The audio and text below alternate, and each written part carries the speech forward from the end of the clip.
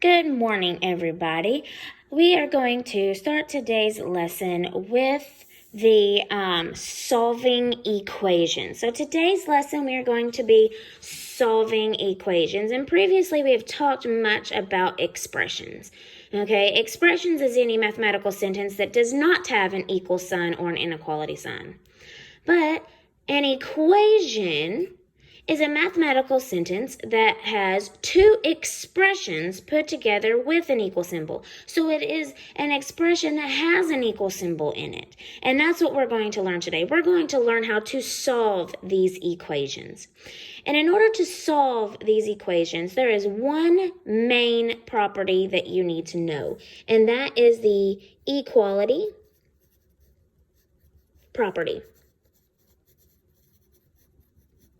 Our main equality property says that we have to keep our expressions on both sides of that equal sign equal or balanced, okay? So the equality property states what you do to one side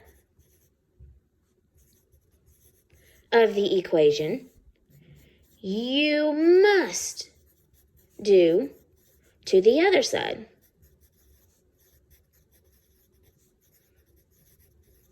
Of the equation. Okay, that's what that equality property states. Equality property states what you do to one side, you must do to the other in order to keep it balanced as an equation. Okay, so we're going to come over here and we are going to look at a couple of examples. Okay, so the first example is m plus 12 equals 10. So I'm going to come over here and I'm going to put example 1. We have m plus 12 equals 10. Okay, so we have this m plus 12 is an expression, and we have this 10 is expression, and they are put together with this equal symbol. So this equal symbol states as the boundary. Okay, so this equal symbol is its boundary. So this is its boundary line. We have to keep both sides of this equation balanced or equal. Okay, so if m plus 12 equals 10, this m right here is a variable that we don't know. So this m we're going to circle. And that's because the main goal that we're trying to get to is to figure out what m is. We don't know what m is. It is a variable that we do not know. So we want to know what m is. So we're going to take this equation to solve for that m. So in order to solve equations, you want to think opposite. That is called the inverse property. The inverse property states that if I am adding 12, in order to get rid of this 12, to get m by itself, I have to think opposite or inverse. And that would be, I'm going to minus 12. Okay? So if I'm going to minus 12 to get m by itself here, the equality property states what I do to one side, I have to do to the other. So now I'm going to come to this side and I'm going to minus 12 to this side.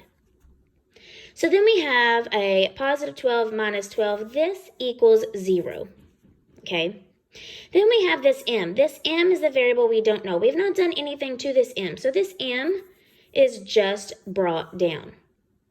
And then, of course, on this side, we have our 10 minus 12. So we have to be careful with our negatives. And that actually equals 10 minus 12 equals a negative 2. Okay. So m at this point is not by itself yet. It has this plus 0 here. But the thing is we don't have to write this plus 0 down because we have what we call the additive identity property. The identity property of addition states that anything that I add 0 to is itself. So m plus 0 is just m. Okay, so it could be, let's say, in the instance that m is a 3. What is 3 plus 0? 3 plus 0 would be 3. 10 plus 0 would be 10. So whatever is added to 0, we don't have to write that 0 down. Anything that you add 0 to is just itself. Okay, so on this side we have our m, and this side we've already fully simplified it to be a negative 2.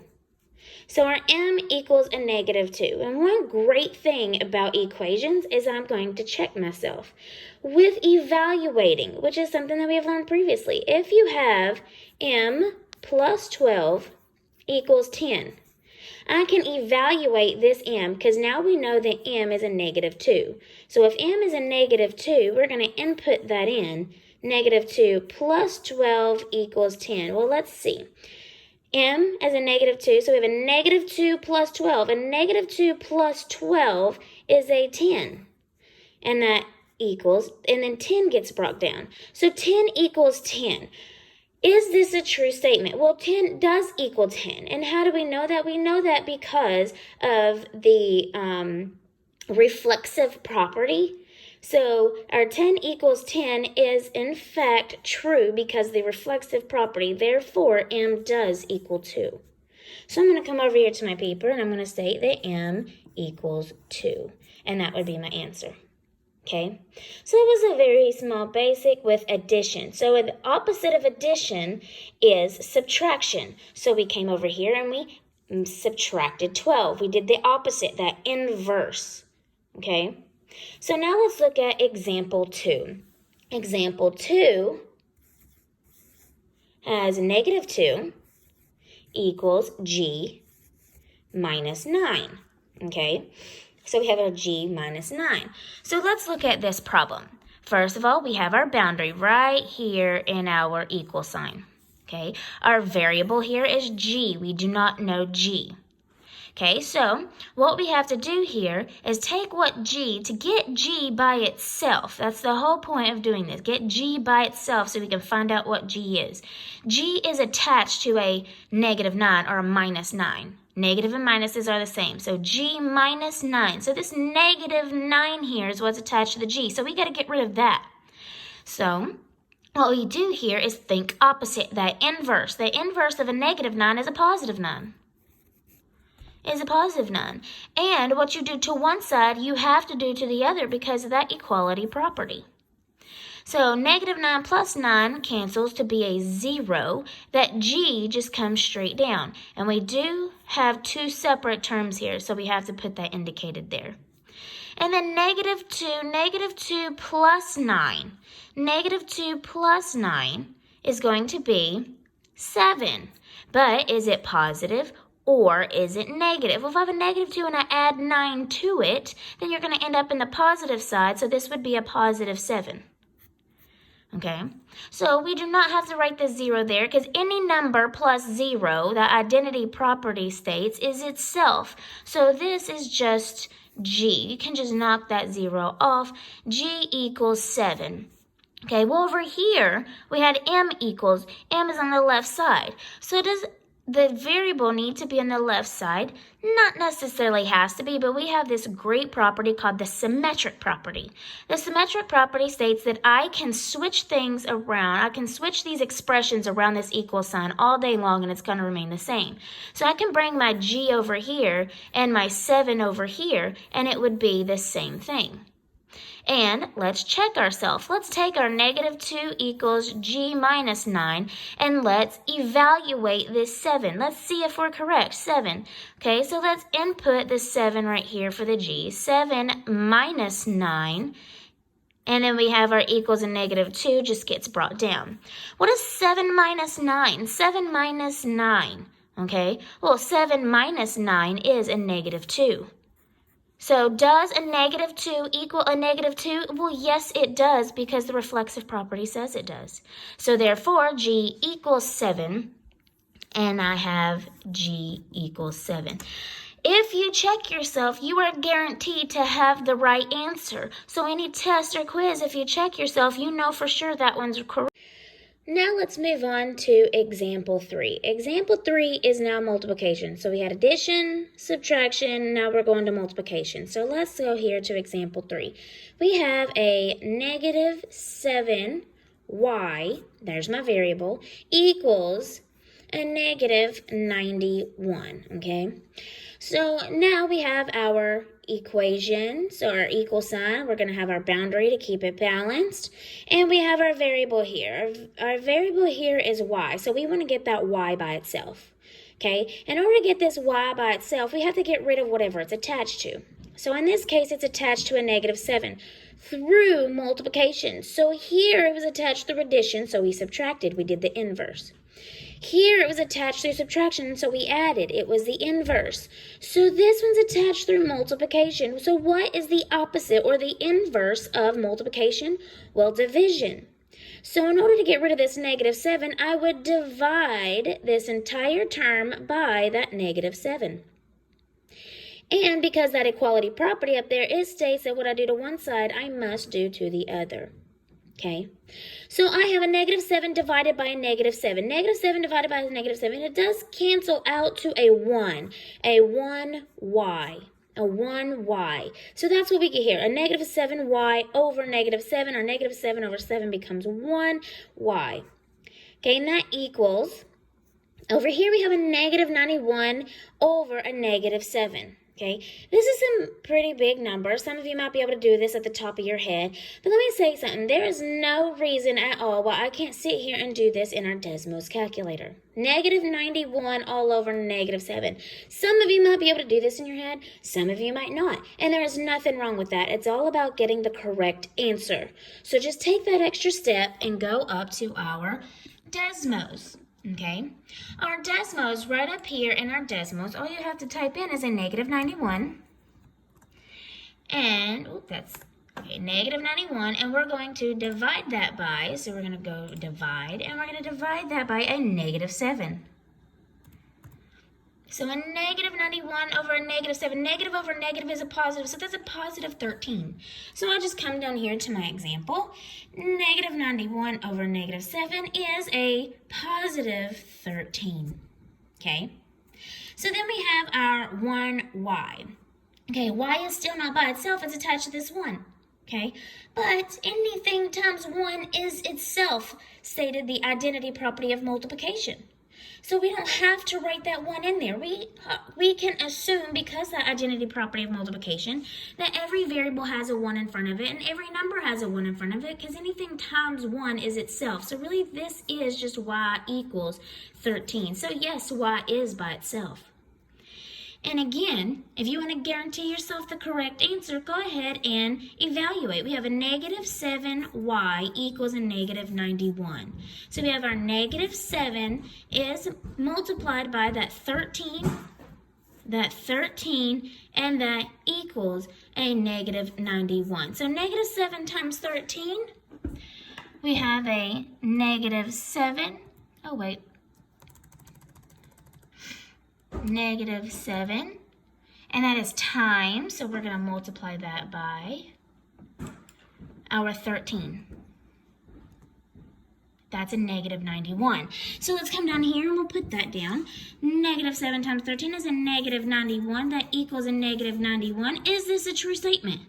Well, because the reflexive property, it says that one side equals the other side, then yes, this is a true statement. -91 does in fact equal a -91. They are the same. They are reflexive of each other. Therefore, this 13 is the correct answer. So we have y equals our positive 13. All right, so now let's look at a division one. Our example 4 is a division one.